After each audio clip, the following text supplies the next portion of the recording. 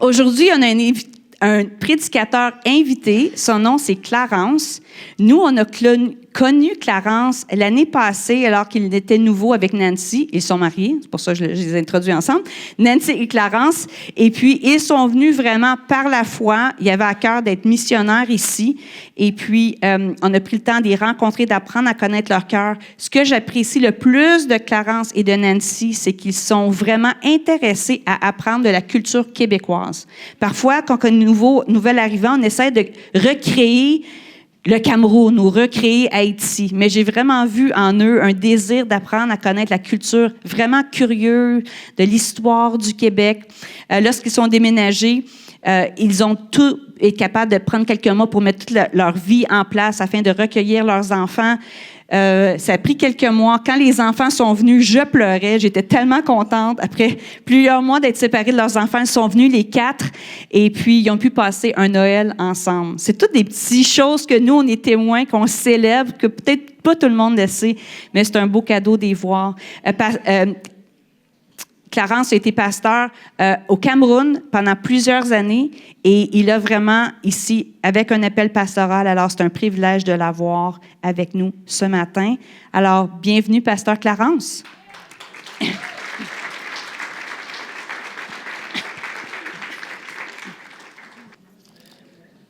Est-ce qu'on peut acclamer pour le Seigneur Jésus qui nous rassemble ici ce matin?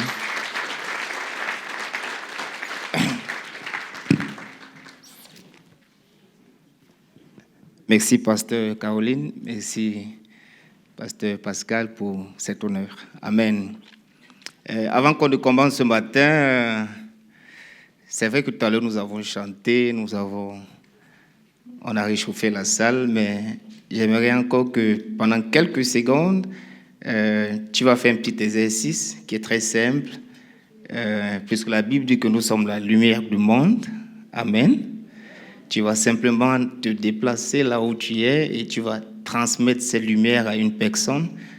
Peut-être quelqu'un est là ce matin et sa semaine passée n'était pas bonne, mais tu vas l'éclairer par ta salutation et tu vas le faire avec gentillesse et simplicité. Est-ce qu'on peut prendre quelques minutes pour le faire? Promène-toi quelque part là, salue une personne, transmets cette lumière que tu portes. Waouh, il avait besoin de ça. Il avait besoin de ça, salue-le, transmets-lui la lumière, augmente la dose de la lumière qu'il a déjà. Dis, j'augmente ta dose. Et même si tu l'avais, j'augmente la dose de cette lumière. Ainsi, ta semaine est illuminée au nom de Jésus. Amen. Ce matin, nous allons parler d'un personnage biblique qui est le préféré de pasteur Caroline, tel qu'elle le disait tout à l'heure. Nous allons parler de Déborah. Alléluia. Qui est Déborah? Certainement, nous avons déjà lu cette histoire dans la Bible. C'est une histoire qui nous inspire tous. Et nous avons cette particularité, nous qui sommes des enfants de Dieu, de s'inspirer des histoires bibliques, de tirer une leçon tout spirituelle et de les appliquer dans nos vies pour obtenir aussi les résultats qu'ils ont obtenus à leur temps. Amen. N'oublions pas que la parole de Dieu est immortelle, c'est une parole qui ne périt jamais et c'est une parole qui est toujours nouvelle et tous les siècles, depuis le commencement de la terre jusqu'à ce que Jésus revienne, cette parole aura toujours les mêmes résultats dans les vies. Amen. Et nous allons parler de Déborah tel que le Seigneur va nous le permettre ce matin. Titre, Femme de feu, lève-toi. Lève-toi, femme de feu. Mais nous n'allons pas ce matin nous limiter aux femmes, parce que l'esprit qui agissait à Déborah n'est ni femme ni homme. Alléluia. Notre texte est tiré du livre de Juges chapitre 4 et le chapitre 5. C'est vaste un peu la lecture, mais nous allons essayer de prendre certains contextes. L'audace de se lever dans un monde endormi. La leçon principale, c'est que Dieu appelle des leaders audacieux, hommes et femmes, pour son œuvre. Dieu l'a fait hier et Dieu le fait encore aujourd'hui. Nous allons parler de 3 critères qui ont fait partie de la vie de Déborah. Et nous allons entrer dans certains détails tels que nous allons continuer. Donc, introduction. Dans une époque troublée, où tout semble sombrer dans la peur, la passivité et l'oppression, Dieu cherche des voix qui se lèvent. L'histoire de Déborah, la prophétesse, bien sûr, et juge d'Israël, nous enseigne qu'une seule personne remplie de foi, d'audace et de discernement peut réveiller une génération endormie. Lève-toi, femme ou homme de feu. N'est pas un simple slogan. Jamais, mais c'est un rappel du ciel à marcher dans le courage divin. Amen. Dans le livre de Juges, chapitre 4, l'histoire de Déborah est bien mentionnée. La Bible nous montre une histoire effrayante. Le peuple d'Israël venait justement de passer à côté parce qu'ils avaient péché, et Dieu les a livrés aux ennemis. Et c'est parmi ces ennemis-là, il y avait un chef que nous allons, parce que c'est lui qui est le centre de ce qui est arrivé. Sisera, qui était un chef et qui était il avait reçu, je ne sais pas si ce n'est pas le châtiment de Dieu, l'autorité d'oppresser ce peuple. Et cela a duré pendant 20 ans. Et pendant ces 20 ans, tout était sombre en Israël. Chaque fois qu'un peuple s'écarte de la voie de Dieu, Dieu retire sa protection. Dieu retire sa couverture. Et ce peuple est exposé à toute forme de vent. Alors Israël souffrait pendant 20 années. J'imagine un peu les enfants qui sont nés et qui ont grandi sous l'oppression et n'ont jamais vu un Israël indépendant. C'était sous la couverture de cet oppresseur-là. Et entre-temps, la Bible dit que personne n'avait ce courage de se lever. Personne n'avait cette audace, qui est le thème même de nos enseignements tout le long de l'été, de prendre la relève, de prendre la tête et de changer les choses. Mais parmi les hommes en ce temps-là, une femme a décidé de faire quelque chose d'extraordinaire. Et c'est l'histoire de cette femme qui nous inspire aujourd'hui. Cette femme s'appelle Déborah. Alléluia.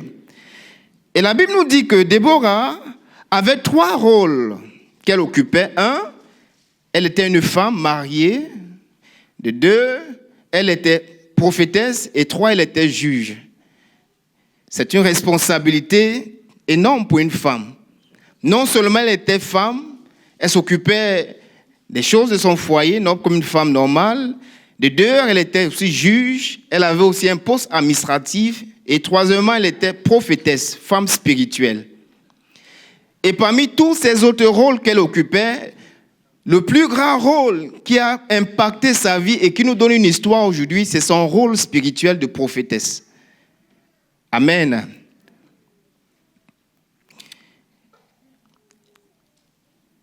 Juges chapitre 4, verset 4. En ce temps-là, la prophétesse Déborah, femme de Lapidote, était juge en Israël, tel que nous venons de le dire. Alors le premier trait que nous allons commencer ce matin, qui fait partie de ce qui nous inspire de la vie de Déborah, c'est son leadership spirituel. commence par le 2 ou le 1, mais pas de problème. Leadership spirituel, on commence par le 1 alors. Qu'est-ce que les éléments prophétiques? C'est voir au-delà du visible. Tandis que les hommes sont endormis par la peur, elle déclare à Barak, l'Éternel ne marchera-t-il pas devant toi? C'est ce discernement qui t'a poussé ou qui l'a poussé à parler avec autorité. Alors, Déborah s'est démarquée des autres personnes parce qu'elle avait développé une intimité avec Dieu. Le discernement prophétique. Elle a décidé de faire quelque chose que les autres ne faisaient pas en son temps. Elle s'est retirée pour sonder le cœur de Dieu par rapport à la situation qu'Israël traversait en ce temps-là. Et Dieu s'est intéressé à cela et Dieu s'est investi en elle. Et elle a eu le discernement qui venait de la part de Dieu, de savoir la pensée de Dieu de l'heure. Et s'il n'y avait personne pour faire cela, pour se placer dans cette brèche-là, Israël devait normalement prolonger sa captivité. Ça ne devait pas être d'un maximum de 20 ans. Ça pouvait aller au-delà de 20 ans. Mais à cause du fait que cette femme s'est retirée de la foule, elle s'est rapprochée de Dieu pour l'écouter, Dieu a décidé de se révéler en elle. Et cette femme a reçu la pensée de Dieu, et Dieu disait à cette femme, Déborah, qu'il est l'heure que mon peuple sorte de la captivité. Alléluia. Alors, pendant que nous écoutons cette histoire, certainement tu es cette personne que Dieu veut investir sa pensée, tu es cette personne en qui Dieu veut déposer une pensée, une mission, une vision pour libérer son peuple, pour sa famille. Et je crois qu'il est en train de le faire déjà au nom de Jésus. Amen. Le deuxième trait que nous allons voir, selon ici, le leadership spirituel, une voix éveillée dans une nation endormie. C'est vrai que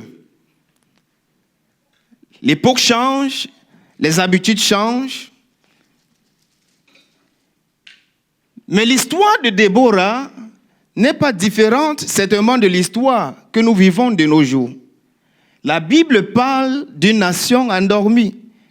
Qu'est-ce qui a poussé cette nation à s'endormir? Nous vivons presque comme ce même contexte. Je me rappelle une fois, le pasteur Pascal parlait, et pendant qu'il prêchait, il a pris une illusion de ce qui arrive dans les pays où il y a la persécution, et c'est vraiment ouvert là-bas, où l'Église a persécuté les chrétiens. Mais il disait que notre contexte est différent. Il y a une persécution, mais qui est très sombre, calme. Mais l'impact est réel. C'est réel dans la vie de tous ceux qui veulent servir Dieu. Ce n'est pas ouvert comme ailleurs. Mais il y a quelque chose, quelque part, qui te dit que là, je ne suis pas libre d'exprimer ma foi. Je ne suis pas libre d'exprimer ce feu que Dieu a mis en nous, à moi. Pourquoi? Parce que quelque part, il y a un sommeil spirituel qui est tombé sur le peuple.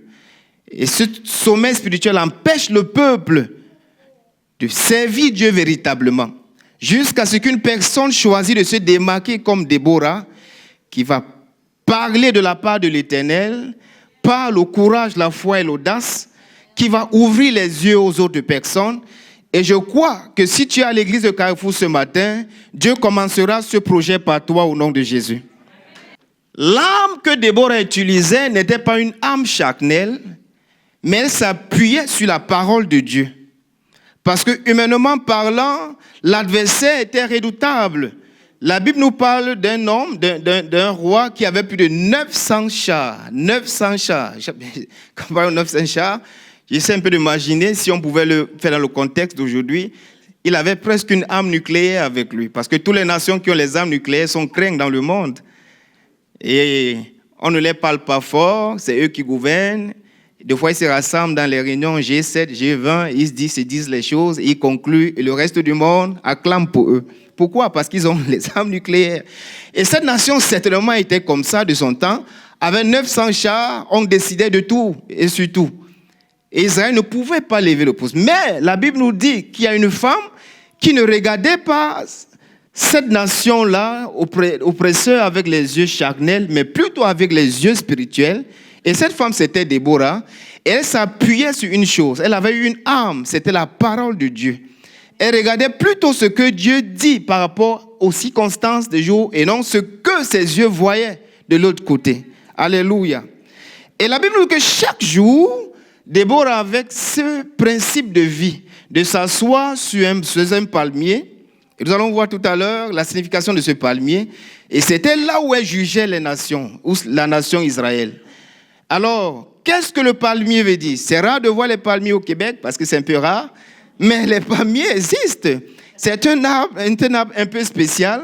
On le voit dans l'autre slide. Est-ce qu'il peut avancer? C'est un arbre qui a 4 critères que nous allons voir. 1. Le palmier incarne la force et la stabilité. Dans l'île de Somme, chapitre 4, nous allons voir, c'est à cause du temps, on va le lire après. La victoire. N'oublions que lorsque Jésus devait entrer à Jérusalem, le peuple criait Hosanna et chacun avait un palmier entre ses mains. C'était une victoire. Jésus était en train d'accomplir sa destinée prophétique et c'était une victoire contre le diable, contre le monde. Et il y a la résilience dans 2 Corinthiens chapitre et la fructification. C'est un arbre qui a une particularité pour ceux qui ont un peu une idée. On les voit beaucoup dans les déserts comme des dattiers. Ils ont une capacité de résistance, peut résister à la chaleur extrême, peut résister au désert. Et même lorsqu'il y a les tempêtes, c'est rare de voir un palmier qui se renverse. Tellement rare. Parce qu'ils ont des racines qui sont... Dieu seul connaît comment il les a fabriquées. Et la Bible nous dit que c'est sous le palmier que Déborah passait ses jours et ses jugements. Alors ce palmier, dans la Bible, il est même écrit, s'appelait le palmier de Déborah. Ce palmier était l'incarnation de son leadership. Qui est un leader selon Dieu? Une personne résiliente, une personne remplie de force et de stabilité, qui ne change pas de convictions même lorsque les choses sont sombres autour de lui. Un véritable leader selon Dieu, c'est une personne qui est capable de produire des fruits même dans le désert. Autrement dit, il ne marche pas selon les variations du climat naturel, parce qu'il est contrôlé par le climat spirituel qui est Dieu. Amen. Alors Déborah incarnait ce palmier et nous voyons une relation étroite entre Déborah et ce palmier-là. Pendant que la tempête de l'oppression renversait tout le monde, Déborah était debout et solide et elle pouvait impacter les autres avec cela. Et nous croyons que pendant cette saison d'enseignement, Dieu est en train de bâtir notre foi et nous transforme à certains types de palmiers implantés dans notre communauté, implantés dans nos familles, qui vont résister à toute forme de tempête qui souffle du camp adverse au nom de Jésus-Christ. L'âme secrète de Déborah se trouvait dans la prière. Je vais passer quelques minutes là à bien l'expliquer. Qu'est-ce que la prière comme nous le connaissons? Nous prions tous les jours. Je crois qu'une personne ici qui... L'art de prière, je vais même dire naturel, parce que même lorsque l'enfant sort des entrailles de sa maman, elle apprend à prier par les premiers cris, pour remercier Dieu pour la faire. Même en pleurant, on peut prier. Donc la prière, c'est cette communication, c'est cette intimité que nous pouvons bâtir avec Dieu. Mais Déborah a été quittée de l'étape de la prière à l'étape d'intercession. Parce que ça se prie partout. Toutes les religions, les gens prient. Mais nous avons une capacité que Dieu nous a donnée de quitter de cette phase-là et graduer dans une phase qui est plus surnaturelle, l'intercession. Et c'était devenu un style de vie pour cette femme. D'autres personnes priaient comme des juifs, ils avaient des prières de juifs, mais Déborah a été quittée de cette manière parce qu'il fallait cette démarcation pour comprendre ce que Dieu devait faire en cette époque-là. Alors, la prière nous permet de développer une intimité avec Dieu. La prière nous permet de prendre la voix de Dieu, de comprendre la voix de Dieu en toutes circonstances, soit bonne ou mauvaise, parce que Dieu parle toujours. Dans les mauvais moments, Dieu parle. Dans les bons moments, Dieu parle. Alléluia. Dieu ne parle pas seulement lorsque tout va bien, même lorsque tout va mal, Dieu parle. Et si tu es un homme de prière, tu vas comprendre cette voix en toutes circonstances. Qu'est-ce que la prière fait? C'est dans la prière qu'on reçoit l'onction de démarcation. Raison pour laquelle tu verras un chrétien qui est toujours content, joyeux, même lorsque tout est sombre autour de lui.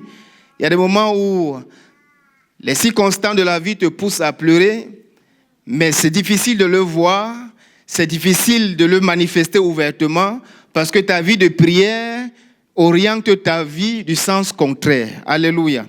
Alors, Déborah était cette femme. Alors, ses prières n'étaient pas des prières ordinaires. La Bible nous enseigne dans Matthieu 6, c'est Jésus qui enseigne à ses disciples. Là, quand vous priez, dites ceci, notre Père qui est aux cieux. Là, c'est une prière élémentaire. Jésus introduisait comme ça ses disciples une manière de prier, mais on ne s'arrête pas à ces prières-là. Aujourd'hui, il y a des religions qui sont arrêtées à ces prières-là, mais nous rendons grâce à Dieu parce que l'église de Carrefour fait la différence. C'est une église remplie de feu, où les prières sont inspirées. Alléluia. C'est un peu cette particularité-là. Déborah est quittée de la phase ordinaire, elle est entrée dans la phase élevée de la prière, et tel que la Bible le dit, faites tout genre de prières. Il y a les prières d'action de grâce, il y a les prières de supplication, il y a les prières, il y a plusieurs types de prières, il y a aussi les prières de combat. Et si les prières de combat ne sont pas faites avec d'autres prières, ça ne marchera pas. Parce que le diable aussi comprend la voie de la violence souvent pour laisser aller. Amen. Déborah a puisé dans son intimité avec Dieu cette capacité de prier contre l'oppresseur. Le prochain slide. J'ai fait cette illustration juste pour expliquer un peu ce que Déborah a fait à son temps. La Bible nous dit que nous ne combattons pas contre la chair et le sang, mais contre les principautés, les trônes, les puissances, les dominations et tous ces cohortes-là. Et si l'Église est ignorante de la présence de ces choses-ci-là, nos batailles ne seront jamais à 100% ou ne seront jamais complètes. Déborah, dans le discernement spirituel, s'est revêtie des armes de Dieu. Selon Éphésiens, chapitre 6, où Dieu l'a enseigné que le véritable combat contre Sisera, l'ennemi principal, n'était pas des batailles ou des prières à faire ordinaires, mais il fallait aller au-delà. Alors Déborah a appris à sonder les cieux. Et la Bible dit que toutes ces puissances se trouvent dans les lieux. Nous avons dans le livre d'Éphésiens, chapitre 6, verset 12, où la Bible dit que nous ne luttons pas contre la chair et le sang, mais contre les dominations, contre les autorités, contre les princes de ce monde, les ténèbres et contre les esprits méchants dans les lieux célestes. Vous savez, nos véritables ennemis sont dans les lieux célestes. Les véritables oppresseurs, ceux qui oppressent le peuple, l'Église, qui font endormir les familles, qui sèment la rébellion, même parmi nos enfants. Des personnes qui décident du climat mondial opèrent à partir des lieux célestes. La plupart des hommes politiques, la plupart des hommes ont une alliance avec ces esprits qui existent dans le lieu, le monde des trônes. C'est-à-dire que le diable aime gouverner. Il aime l'autorité. Vous le connaissez bien. Et tous ceux qui font alliance avec lui, la capacité de leur donner cela. Et un jour, il a dit à Jésus, prosterne-toi et je vais te donner. Mais Jésus a dit, mais tu ne peux pas me donner ce que je possède déjà. Je ne possède pas devant toi. Il est rusé. Et la plupart de nos nations, partout dans le monde, la plupart de ces personnes gouvernent à partir de là. Amen. Et si l'Église reste dans la phase primaire des prières, que notre Père qui est aux cieux, que ta volonté soit faite, donne-nous notre pain quotidien, ça ne marchera pas. Parce que ces esprits sont redoutables, sont autoritaires, oppressifs. Et Sisera avait son trône parmi ces trônes-là. Il pouvait dominer sur Israël pendant 20 ans, jusqu'à ce qu'une femme remplie de révélations a changé les stratégies. La Bible nous dit, dans le livre de Juge, chapitre 5, verset 20, que et les étoiles combattit contre Sisera en faveur de Déborah. Et ça ouvre nos yeux de savoir que ce n'était pas une bataille simple, c'était une bataille de haut niveau, je vais même dire astral. Déborah est quittée de la phase normale, et a commencé à questionner les puissances astro qui gouvernaient son pays en ce temps-là. Nos nations sont victimes de cela. Des lois qu'on vote contre l'Église, et des fois nous sommes calmes et on dit qu'est-ce qu'on peut faire? Nous pouvons faire quelque chose, se lever dans la prière comme Déborah, changer les donnes. Alléluia. Oui.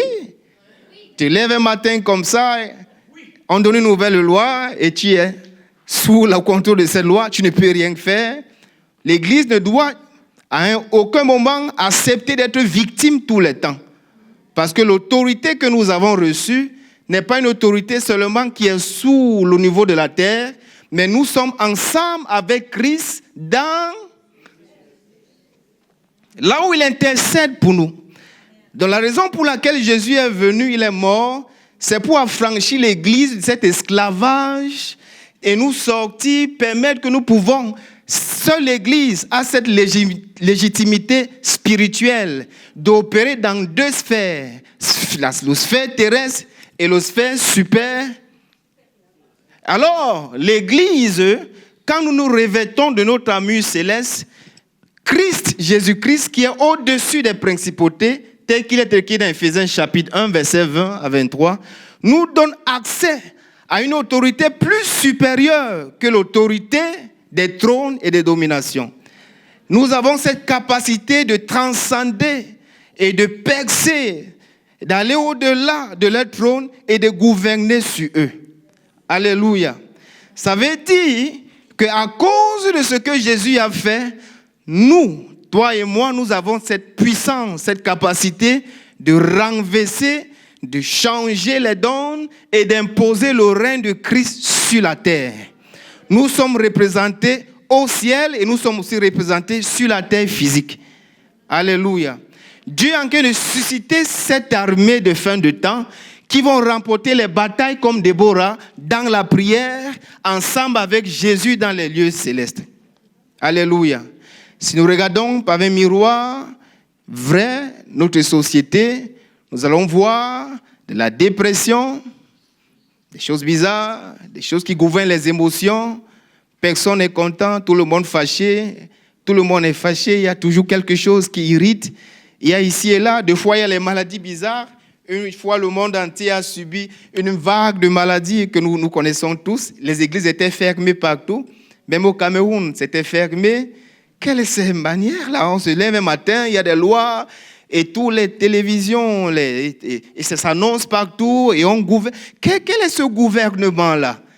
Et tous ceux qui cherchaient à s'opposer à ça étaient pointés d'une loi. Pas de problème. Nous devons connaître que nos véritables ennemis gouvernent à partir d'où? Des principautés, des trônes. Mais il y a une église qui est au-dessus de ça. Il y a une église vainqueur en Jésus. C'est cette église qui va remporter cette bataille. Et nous allons le faire à Sherbrooke, nous allons le faire au Québec au nom de Jésus-Christ. Alors Déborah régnait au-dessus de ces forces-là. La raison pour laquelle elle a eu la capacité de contrôler la puissance de Sisera, elle dit à Barak, l'Éternel t'a livré Sisera. Avant, Barak a dit non, si tu ne pars pas avec moi, je n'irai pas. Et Déborah a dit, ok, comme tu l'as dit ainsi, on dira que c'est l'Éternel qui a donné la victoire à une femme. Alors, suis-moi dans la bataille. Barak avait raison. Barak était un général de guerre et Barak aussi avait du discernement. Il savait que ce n'était pas une bataille physique, c'était plutôt une bataille d'ordre spirituel. Et il a dit au général spirituel appelé Déborah, vas-y et moi, j'irai derrière toi parce que je sais qui tu es spirituellement. Alléluia. Tu es le Déborah de ta famille, tu es le Déborah de ta génération, tu es aussi le Déborah de ta société, de ta communauté. Et cette guerre sera remportée par toi au nom de Jésus. Nous allons remporter la guerre contre la dépression, la guerre contre la déprivation des mœurs, contre la rébellion et toutes ces choses qui polluent notre société au nom de Jésus-Christ.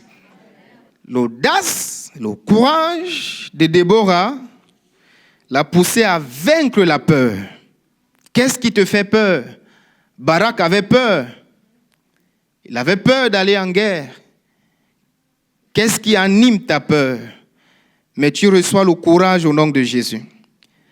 Les chants de Déborah dans Juges chapitre 5, verset 5, autant pour moi, est une explosion de foi, de reconnaissance et de louange. Le courage spirituel n'est pas l'absence de la peur, non, mais l'obéissance malgré la peur.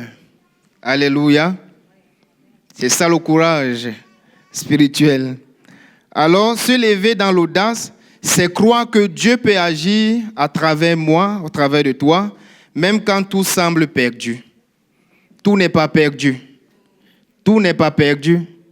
Nous nous levons comme un seul homme et nous allons remporter la victoire. Amen. Alors, le courage, qui est le troisième point, avant que nous entrions dans les questions. Le courage audacieux, l'action qui brise la peur. Alors, comme Barak ce matin, ne laissons pas le courage ou la peur, autant pour moi, nous empêcher d'accomplir les plans de Dieu nous concernant. Et nous sommes contents de voir une personne comme Barak, malgré sa masculinité de l'époque, parce que les hommes étaient plus ouverts à agir, mais a décidé de se rabaisser dans l'humilité et laisser une femme prendre le contrôle. L'humilité. Et Dieu recherche ce genre d'humilité. Et Dieu recherche cela. Amen. Alors, dans l'histoire de Déborah, nous pouvons conclure, parce que c'est un peu long, on va essayer d'aller comme ça, que Dieu n'est pas limité par le genre par l'âge ou le contexte. Il recherche des leaders audacieux, hommes et femmes, prêts à se lever pour son œuvre. C'est Dieu qui le cherche et ça vient de toi. Cette décision doit venir de toi. Dieu ne te poussera jamais à te lever, mais Dieu attend que tu te lèves pour t'utiliser. Dieu appelle les Déborah d'aujourd'hui des voix prophétiques dans la confusion.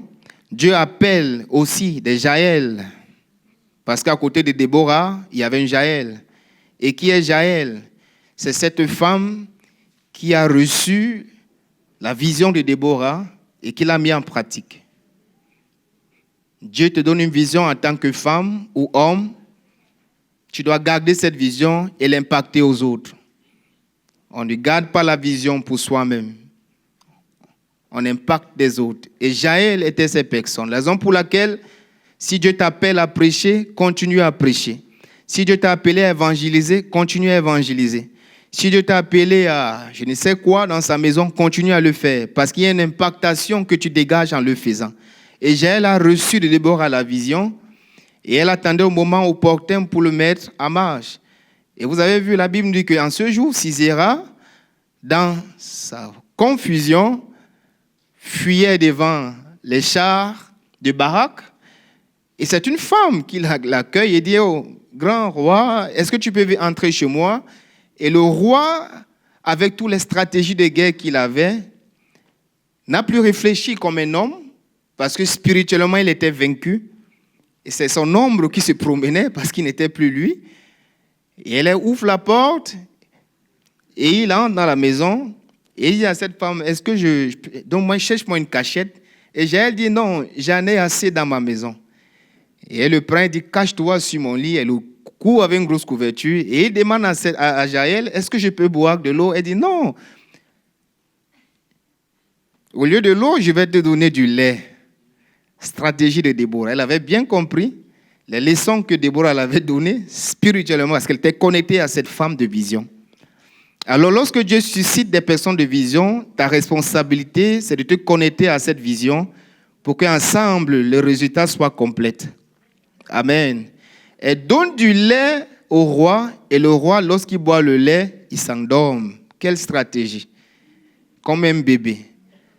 Un grand roi comme lui dort, un homme de guerre qui fuyait les adversaires, se trouve en train de dormir en pleine guerre. Si ce n'est pas le Dieu de Déborah qui l'a fait, qui d'autre pouvait le faire? Et le Seigneur est en train d'endormir tous les ennemis qui combattent contre la croissance de l'évangile partout dans le monde en cette saison de récolte, parce que Jésus revient bientôt. Et nous avons une seule mission, de récolter les âmes. Et tous ceux qui s'opposent à l'évangélisation, Dieu les pousse au sommeil comme Sisera. Et pendant qu'il dormait, cette femme sage a récupéré son âme et l'a plantée au sol. Et c'était la fin du roi. Il est mort entre les femmes, la main d'une femme. Elle n'avait aucune arme de guerre, mais elle avait la vision avec elle. Et elle avait aussi l'audace et le courage que Déborah l'avait donné comme impactation. Et le roi est mort. Quelle mort de honte pour un roi et un homme de ce niveau, de cette tranche-là. Et l'histoire est finie très mal. Je crois que s'il était vivant ou s'il avait fait un testament, il devait écrire dans son testament que n'expliquez jamais le type de mort ou la nature de ma mort après moi. Ne l'écrivez nulle part parce que c'est vraiment honteux ça. Et c'est comme ça que Dieu conclut l'histoire de ceux qui manifestent ce genre d'oppression. Alléluia. Donc nous voyons que dans l'histoire de Déborah, Jaël aussi était une femme d'audace qui a pris le courage, malgré tout ce qui était autour, a décidé d'agir avec courage. Amen. Dieu appelle les Jaël, les femmes de stratégie et de frappe. Dieu appelle aussi les Barak, les hommes qui reconnaissent l'onction d'une femme et qui coopèrent avec le Saint-Esprit. Amen. Oui. Dieu recherche aussi les Barak comme ça. Alors, appel à l'action. Lève-toi, ne laisse pas la peur paralyser ton appel. Cherche la présence de Dieu avant de chercher la position. Parle avec foi, agis avec audace et chante la victoire avant même de la voir. Alléluia. Oui. Réveille-toi, Déborah, réveille-toi et entonne un cantique. Nous voyons le cantique de Déborah dans Juge chapitre 5, verset 12. Elle était inspirée d'un cantique de victoire pour honorer ce Dieu qui a donné cette victoire-là. Le monde est endormi, mais Dieu allume un feu dans ses enfants. Ce feu ne fait pas seulement briller, mais il consomme la peur. Alléluia. Et la compromission. Dieu est en train de développer, de jaillir un feu dans le cœur de certaines personnes dans cette génération pour les démarquer comme Déborah, qui vont porter la flamme de l'évangile. Et la Bible dit que quand cet évangile ira dans les coins, les restants des coins du monde, ainsi Jésus reviendra. Mais aussi longtemps que de notre responsabilité, nous n'avons pas porté cet évangile, nous freinons même l'arrivée de Jésus. Donc l'histoire de Déborah est une mission pour nous, parce que Dieu est en train de déverser ce feu. Et ce matin, tu es victime de ce feu au nom de Jésus. Amen. Lève-toi, le ciel t'attend. Oui, le ciel t'attend. Nous allons passer aux questions. Si Dieu te demandait aujourd'hui de diriger ton église, ta famille ou ton travail comme Déborah, quelle serait ta plus grande crainte et comment pourrais-tu la surmonter? La deuxième question, comme Barak, avons-nous parfois besoin d'un encouragement pour obéir à Dieu? Partage une situation où tu as hésité avant de faire confiance à Dieu. La deuxième question, je crois qu'on va en groupe, nous allons le partager ensemble et on va aller à la suite.